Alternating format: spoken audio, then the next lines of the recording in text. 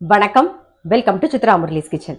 இன்னைக்கு என்ன ரெசிபி பார்க்க போறோம்னா, சின்ன வெங்காயம் போட்டு ஒரு சாம்பார் பண்ண போறோம். அதுக்கப்புறமா சேனைக்கிழங்கு ஃப்ரை தான் பண்ண போறோம். ஃபர்ஸ்ட் சேனைக்கிழங்கு ஸ்லாபா நல்லா கட் பண்ணிட்டு கொஞ்சம் மஞ்சள் பொடி, உப்பு, தாராளமா தண்ணி விட்டு நம்ம குக்கர்ல ஒரு விசில் விட்டுட்டு விசில் வந்தோடனே ஆஃப் பண்ணிட்டு ப்ரெஷர் அடங்குற வரைக்கும் நீங்க வெயிட் பண்ண வேணாம். ப்ரெஷரை ரிலீஸ் பண்ணிட்டு தண்ணி எல்லாம் வடிய விட்டு எடுத்து வச்சிருங்க.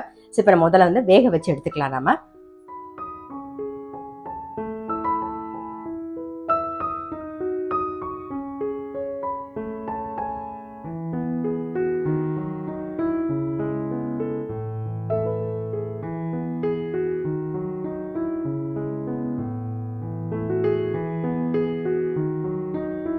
வேக வச்சதெல்லாம் தட்டில் மாற்றி ரெடியாக எடுத்து வச்சாச்சு. பாருங்க, ஸ்லாபாக ரெடியாக இருக்குது.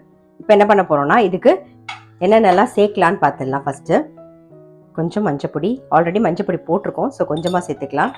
காரத்துக்கு வரமிளகா பொடி, காரம் உங்களுக்கு தகுந்த மாதிரி பார்த்து போட்டுக்கோங்க. அப்புறம் தனியா பொடி,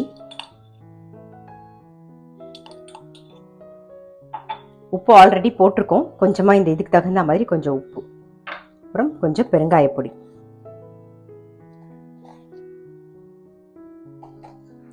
சேனைக்கிழங்கு அப்படிங்கிறதுனால கொஞ்சமாக புளி தண்ணி சேர்த்துக்கலாம். நாம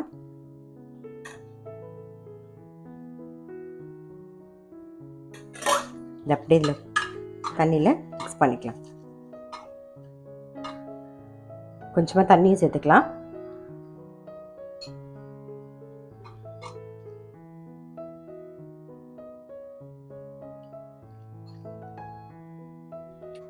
நல்லா மிக்ஸ் பண்ணியாச்சு. இதில் ரெண்டு பக்கமும் போட்டு ஓரமாக எடுத்து வச்சுப்போம். கொஞ்ச நேரம் ஒரு 10 நிமிஷம் ஊறட்டும். அதுக்கப்புறமா நம்ம ஃப்ரை பண்ணிக்கலாம்.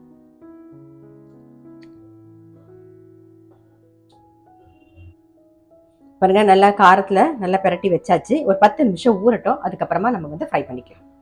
இப்போ கடாயில் எண்ணெய் விட்டுக்கலாம். நம்ம சின்ன வெங்காயம் போட்டு சாம்பார் தான் பண்ண போகிறோம். இது யூஸ்வலாக எல்லாரும் பண்ணுற சாம்பார் தான். இன்றைக்கி அந்த சமையல் தான் நான் உங்க கூட ஷேர் பண்ண போகிறேன்.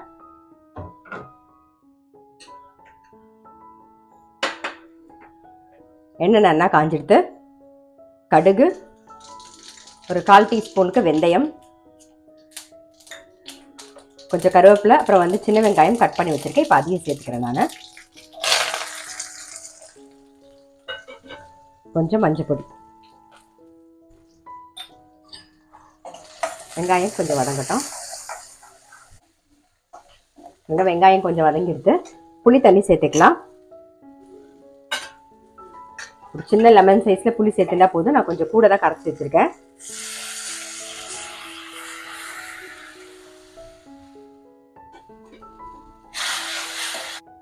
புளி தண்ணி சேர்த்துருந்தோமா, கொஞ்சம் மஞ்சள் பொடி போட்டுக்கலாம். அப்புறம் தேவையான உப்பு, கொஞ்சமா வெல்லம். இப்போ சாம்பார் பொடி கொஞ்சம் சேர்த்துக்கலாம். இது ஹோம்மேட் சாம்பார் பொடி, ஒருத்தவங்க பண்ணி தராங்க.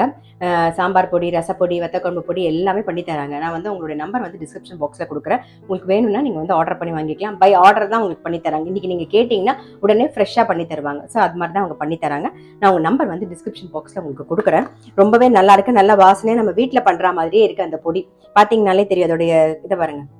இந்த பொடியை பார்க்கும்போதே உங்களுக்கு தெரியும். நம்ம வீட்டில் அரைச்சிண்டா எப்படி இருக்குமோ அதே மாதிரி தான் இருக்கும். இது ஒரு 3 டீஸ்பூன் சேர்க்குறேன். வத்தக்குழம்பு பொடியும் நல்லா இருக்கு, சாம்பார் பொடியும் நல்லா இருக்கு, ரசப்பொடியும் நல்லா இருக்கு. எல்லா பொடியுமே பண்ணி தராங்க. இது ஒரு கொதி வரட்டும். இந்த பக்கம் புளி தண்ணி கொதிக்கட்டும். அதுக்குள்ள இந்த பக்கம் நம்ம சேனைக்கிழங்கு கறி தான் பண்ணிக்க போறோம். ஃப்ரை தான்.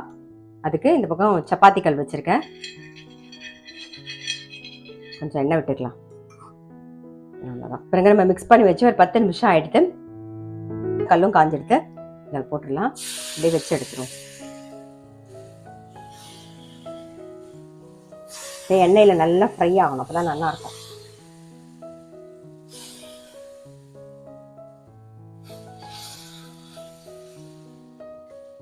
மீடியம் ஃப்ளேமில் வச்சுருக்கேன். ஃப்ரை ஆகிட்டு இருக்கட்டும். இந்த பக்கம் புளி தண்ணி நல்லா கொதிச்செடுத்து நம்ம பருப்பு தான் சேர்க்க போகிறோம். தோரம் பருப்பு. நான் இந்த சின்ன கரண்டியில் ஒரு 1.5 கரண்டி பருப்பு எடுத்துட்டு அதில் பெருங்காயம், மஞ்சள் பொடி போட்டு வேக வச்சு ரெடியாக வச்சுருக்கேன். இப்போ பருப்பை சேர்த்துடலாம். நம்ம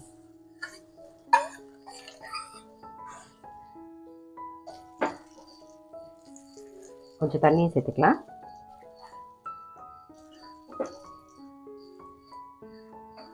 இந்த பக்கம் பருப்பு சேர்த்தாச்சு சாம்பாருக்கு, அது கொதிக்கட்டும். அதுக்குள்ள இது வந்து திருப்பி போட்டுடலாம்.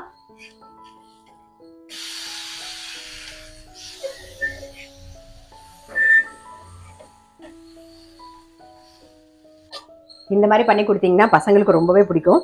ஒரே ஒரு ஸ்பூன் வந்து எண்ணெய் விட்டுக்கலாம்.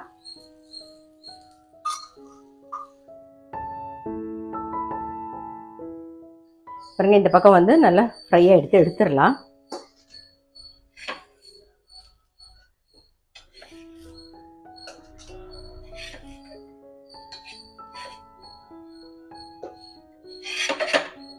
இப்போ அடுத்த செட்டையும் போட்டுடலாம்.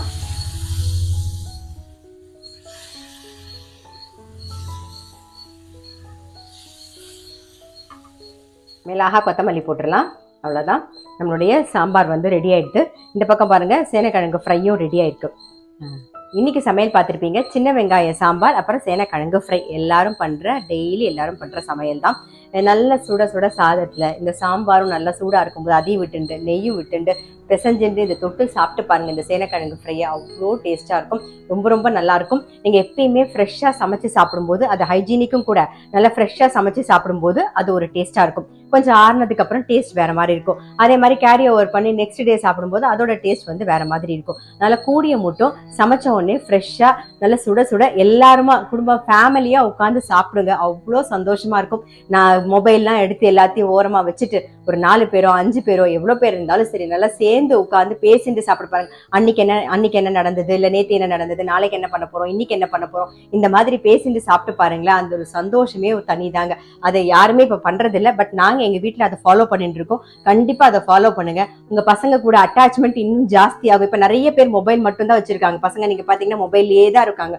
ஸோ நீங்கள் உங்கள் கூட சேர்த்துக்கணும் அப்படின்னா இந்த மாதிரி எல்லா விஷயத்துலையும் அவங்களை சேர்ந்து வேலை பண்றதுலேருந்து எல்லாத்துலயுமே சேர்த்து பண்ணுங்க. அவங்க கிட்ட பொறுப்பை கொடுங்க. கண்டிப்பா அவங்க வந்து நல்லா செய்வாங்க.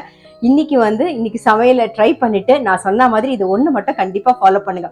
நல்ல சுட சுட உட்காந்துட்டு ஃபேமிலியோட உட்காந்து சாப்பிட்டு பாருங்க. அந்த சந்தோஷமே தனிதான். கண்டிப்பா மிஸ் பண்ணாம பண்ணுங்க. நான் அடுத்த வீடியோல சந்திக்கிறேன்.